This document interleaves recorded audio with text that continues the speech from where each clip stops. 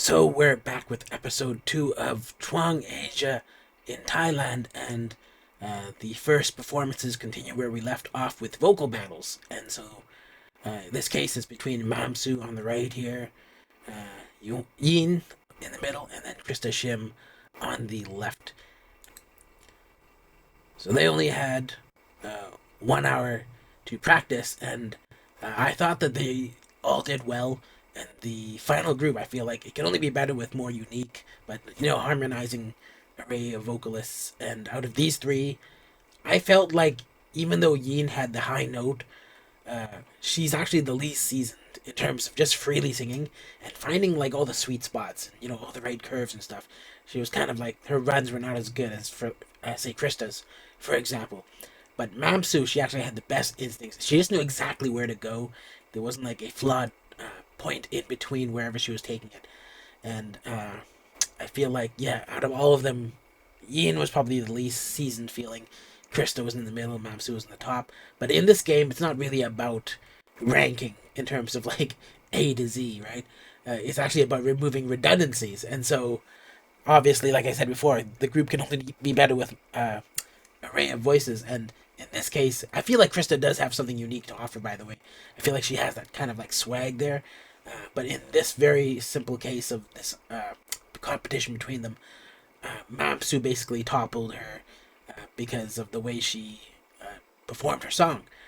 And so, in that respect, because no one else did a high note like Yin, I would say that's why Yin and Mamsu made it through, but Krista got toppled from the top 9. But something interesting happens after the vocal battle. And that is this group. It has Keith, Devi, Chaba, Wanky, Zoe, and Ruan. And so it's just an interesting mix of people, but all of them are very interesting in their own ways. They performed Jackpot, and I feel like they all did very well from the start. Like their voices were just the right. Even if you're talk singing, you gotta deliver it just in the right way. And I feel like Keith had the right rapper vibes. Like, kind of reminds me of what's her name from Niju, Rima. Kind of reminds me of Rima in that respect. But looking at Ruan, who's my top, like I always say, Ruan basically improved so much since Girls Planet 999, and even Rinka, who was on Girls Planet 999, confirms it in the show. And so that's that. A few other girl groups do perform, and there's some weird kind of like this drama class filler in the middle of it. And then nothing really stood out to me until these Chinese girls came out with their very unique dresses. And so I like this look on them. And I feel like out of the four, Yuan Qi had a very wonderful solo performance that she got to perform after their dance. And then there was what's her name?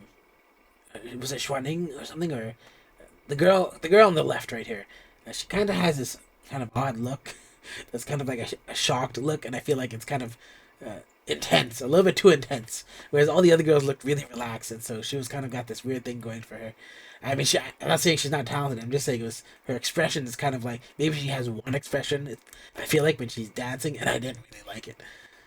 But anyways, next we got another group. And everyone in this group got an MVP. And so, what's notable about this group really is that Pailu in the third from the left, second from the right.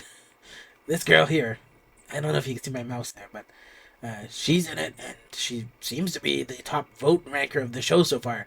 And I think it's because of her pageantry stuff, but I think it's more than that. Obviously, it's more than just where she came from. As a group, I actually thought this group, who's called Sassy Queen, I thought they were funny, but they were basically doing a glamour performance, and I feel like I'm not really that familiar with Tiara, but I feel like they gave me that vibe, and I didn't really like the vocal delivery or the dancing in this group performance. And even Ten and Jackson, the two mentors, they confirmed this right after I noted it. And so, oh, by the way, as a side note, there was something weird going on with this show. It would the subtitles would randomly fail, and we just see like golden hour with the music notes beside it kind of pasted in there, and I could tell that whoever was doing the subtitles would just paste in golden hour over and over, and then they'd write on top of it. But then sometimes they'd either undo their work or just forget to do it, or they weren't paying attention. But anyways, back to Pailu. I, when you see this girl kind of like just walk on stage or something, and she gives this kind of like stoic, kind of model-esque look, I feel like it's not that endearing. But when you see her behind the scenes, just being casually expressive and just being like alive and just like sincere, yeah, it's actually really endearing and nice to see. And so she has this really good vibe when you see her just as a normal person. And I feel like she should kind of like be like that more often. Just to kind of like be more just upfront about herself and not pose too much. Don't try to be too careful. Just show your true self, right? Just be yourself. And I feel like everything about her first rank, number one ranking, by the way, I feel like it's totally justified for the people who know her. And that's probably why she has such a huge fan base. She knows how to appeal to them. And so, yeah, definitely very interesting girl. And you can tell when you actually get to see her, but not when she's like posing and kind of like doing this kind of like, the kind of one eyebrow raised kind of look, kind of like, check it out. I just like to see her behind the scenes, just like being sincere, talking about her friends, laughing about stuff. That's the kind of vibe that you really want to get from her. But anyways, moving on. CSR finally gets to the stage, and I know all about these girls. When I was giving out a award for best debut, it was between I think them and Eiley One, and maybe someone else I can't remember, but they were both finalists, and Eiley One did win that award. And then also Duna, she looks very familiar to me for reasons I won't repeat again. But I feel like they perform well. And, even though only like there's like 3 members missing from CSR here, and I don't know how integral they were to the vocal, but there were some issues with the vocal during this performance, and they were very nervous, as Michelangelo mentions. They did not look confident. And so, if I were to guess, I would say that these girls were kind of put in an awkward position.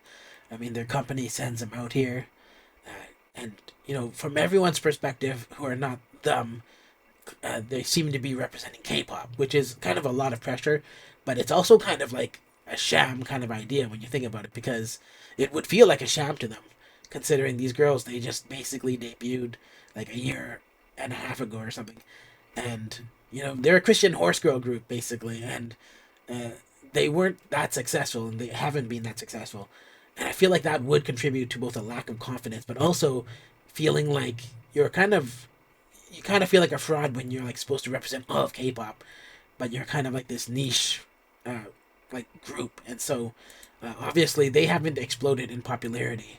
And I feel like their songs aren't as good as, for example, Eiley One, who basically have a perfect streak of singles so far, and there aren't even Eiley One's not as popular, and so this genre is just kind of like one that people have given up to. Everyone wants to go the route of Blackpink and be kind of like have the killing part roles and kind of be like these kind of, I don't even know how to explain really, like the just general mainstream was it idol, like idol, G idol, they want to be that kind of like girl group, a girl crush group, really, but I basically pinpointed CSR's problem from their second single, and that's that they don't have a very clear identity. Like, they have a clear genre and a theme, but in terms of like personality-wise, they're not really clear on who they are. They just seem like a bunch of young girls, and I don't feel like they're sure of what direction to go. And once you figure out what direction to go, you can actually maximize it. For example, like Eiley One is basically a tribute group to like Lovelies and Oh My Girl and stuff like that, and they know how to maximize it. Whereas these guys, I do like their latest stuff, but it's kind of like, when you think about it, it's kind of the safe and generic, kind of like pretty girl ballad kind of thing. And I feel like this is a chance for these girls here to really like blend in with people who are different from them, and just kind of develop and experiment with what they can do. And I hope that that's what they take away from this. But I'm kind of worried about them because clearly their own fans aren't voting for them. and people may kind of spitefully not vote for them because they look at them as like their Team Iceland. You know, like, I'm not sure if you guys ever heard of a show called a movie series called the Mighty Ducks, but there's like always a Team Iceland who people always kind of like judge as being like negative, but they're actually very talented people, and the good guys just have to cheat to beat them. But yeah, that's all that really interested me so far in these first performances. And briefly, we get to see the girls go into their dorms before they take on the theme song mission. And so they had 3 days to learn the choreo to Summer Dream, and that process would later reevaluate their classes. And so the classes are Class A, Class B, and Class F. You From the beginning, there used to be way more classes on these produce camp shows. But it looks like they just finally just kind of whittled it down a bit. And obviously, there aren't as many girls. Like they're short, like 30 girls, and so it makes sense not to have too many classes. But based on what I saw in the live performance version of the Summer Dream song, and even the final recorded version, a lot of these girls did not get this dance down, and the skill level was really inconsistent from what I've seen.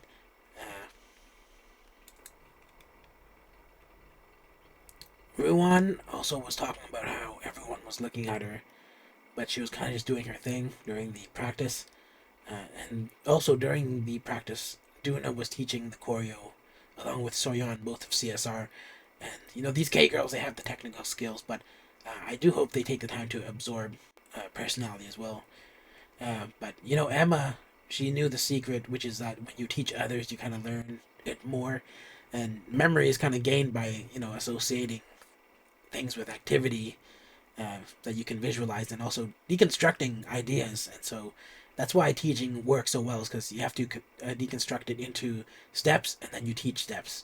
And that's how you should learn things as well. I feel like that helps. That's what I learned as a professor and teacher as well. But anyways, you need time alone to refine your own moves and expressions. So teaching can be a detriment to that. Maybe that's why CSR did not do well enough to get into the A group, or they're lacking in some ways. I did notice that they lacked vocally, and so that's another reason they could have not gotten there. But anyways, after restructuring the teams, most of A was demolished, and then the girls voted again to decide on the center. And I'm like thinking when I'm watching this, why are they bothering with all this editing with anticipation about who's gonna get the center when they spoiled the theme song before the show even starts, and so you can see who it is anyways. And so Ron finds out in this scene, and she's basically, her hands are shaking when she's finding out. And she worked so hard and came so far, basically Linkin Park levels of work. But in the end, except it did matter. And so that's basically the whole show's interesting bits for me. I'm very proud of Ruan. She was in my top 13 in Girls Planet, and here she is. I know she worked hard because I saw her on Instagram. And you know what? A lot of people, they kind of rely on luck on shows like this, and they're on this show, and they rely on their luck, and then they get disappointed. Right? They're like, I couldn't do it this time. I mean, really, you shouldn't be disappointed. Like, if you're actually good and you can deliver every single time based on just your skill, I mean, I feel like that's a reason to be disappointed. If you're like untalented, sorry, if you're unfair, if you were talented but you were not taken through for unfair reasons, like people just didn't notice you or vote for you. But unfortunately, it seems to be a trend that people are very untalented and they don't work hard, and they actually try to hide their flaws by like not taking on the proper challenge or manipulating or something like that, or taking down other people's like in an envious kind of way. And you shouldn't hope to debut if you're not ready. And so I don't know why I pronounce the T so strongly in debut, but anyways, just be honest about your skill level. Take this opportunity to learn if you're not that great. And don't feel bad if you don't make it that far. You should feel bad if because the experience is over. I feel like that's valid, but don't feel bad because you lost when you're not that great. You can practice and come back as someone who dominates. Just look at Ruan. And so, yeah, that's pretty much it. The show, it ends with some final ranks, and so I'm not sure how clear this is going to look on the screen, but here is the top 9 let's take this ultra wide screen off. So Pilu is leading in number 1, and then Yin is number 9, and so don't ignore these numbers on the left here. That's just the cells here. But here you have the beauty pageant contestant, Miss Grand. Ellen, she's doing really well for someone who's like, actually, that's really interesting. Is that if you look at the first vote here, this is actual people's votes, but the ranks here from in terms of how they were doing in Signal Song, you can tell that some are A, some are B, but most are Fs, and so they're not that talented. They have other reasons for their success. Maybe it's because they were the first person people saw, like Akare. I have no idea why Akare is here in number 8, and I don't even know who Lu Yuting was. I can't remember who she was. I know who Ruan was because she's my top, and I know Yin because she's basically like the Thai-speaking vocalist here. I know Krista because she's doing really well, and she's a vocalist who I underestimated. And then Dee, I can explain her fame because her sister is famous. And then, but Ellen, she's just Instagram famous. That's why she's here. But anyways, very interesting group. I'm actually surprised by how a lot of this panned out. Jay Jasper just missing this spot, and Emma. These guys are being pushed really hard. So, and along with Prow. And so these guys, I can understand why they're up this high. And I'm kind of surprised they're not this high. But it just shows how much pre-existing fan base can get you, and why you need that support to continue in a show like this. Even Mamsu with her amazing skills up here at 18. Lissa is doing pretty well here. I feel like Lissa needs to figure out her forehead and bang situation, because like when she's on this show at first we see her in this kind of like big tall Russian fluffy hat, and I feel like that look worked for her, but then like every time we also see her she has like this two kind of like weird strands and then a kind of just a flatness here that I feel like she needs some hair volume in the front. I don't mean to knock her, I'm just trying to help her get ahead of the what people are going to notice. She needs to really maximize her visual, because that seems to be her main appeal. Zhao Ying I was really impressed with in terms of like seeing those. She was among there was a group of girls I didn't talk about, but I think Zhao Ying was the most interesting of them. But yeah, a lot of people fell really far down who I did not expect to be that far down. I felt like Wang Ki should have done way better. As someone who was on Produce 48. I thought Keith would do way better, and as well as Tegan and Kaylin. And then like Duna from CSR, who was like, I would say my top 2, she was like all the way in number 43, and so I feel bad about that, but at the same time, not that surprised because people are not voting for her. But yeah, someone's got to be 70th place and someone's got to be first place, and this is how it's just gonna pan out. But I wish that, and this show's been pretty good about it actually. This show let everyone kind of showcase themselves. This show has been actually more good about that than any other show I've ever seen so far in terms of the survival genre. But some of them fell very far behind. TNTK all the way down here. I did not expect that. I thought they would do better. But anyways, other than that, there were some Instagram live streams. I think like a couple of days ago. There were like 30-minute shows, and there was 2 sets of 4. And I can't remember who was in each group of 4, but I know that some of the people among them were Emma, Keith, and Yui. And I may put those videos up on my Rumble channel, since they were just kind of these limited Instagram live streams from Chuang Asia that they didn't show anywhere else. And for some reason, it only showed those 4. Maybe they got some benefit because some people paid for some kind of VIP thing. By the way, I paid for VIP in order to watch the show at 1080p, and then now they're telling me that in order to get extra votes, I'm not voting anyways, but I've just noticed that in order to get extra votes, you have to pay an extra couple of dollars and get another VIP package on top of that, which is kind of like lame, because like, why is there a separate VIP package that you have to pay more for in order to vote extra, right? Like, I imagine that if you're paying for their show, that should just be a normal perk. And there's not just like one other package, there's like 3 other packages, and so I felt that was kind of lame.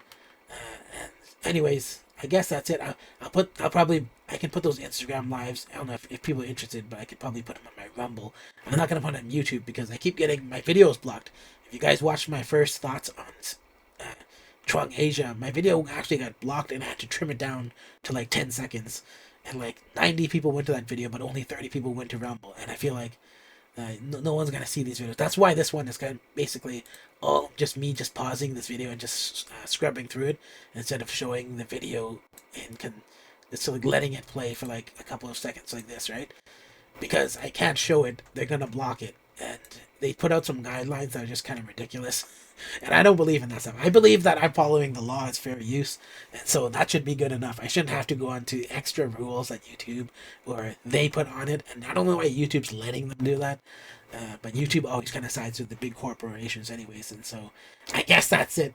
That was my thoughts on this. If you like this, give it a thumbs up. If you don't like it, give it a thumbs down, and I will understand. At least you should do me the favor and just tell me why, and then I can correct those things. But anyways, if you're not subscribed, consider subscribing, and I'll see you in the next video.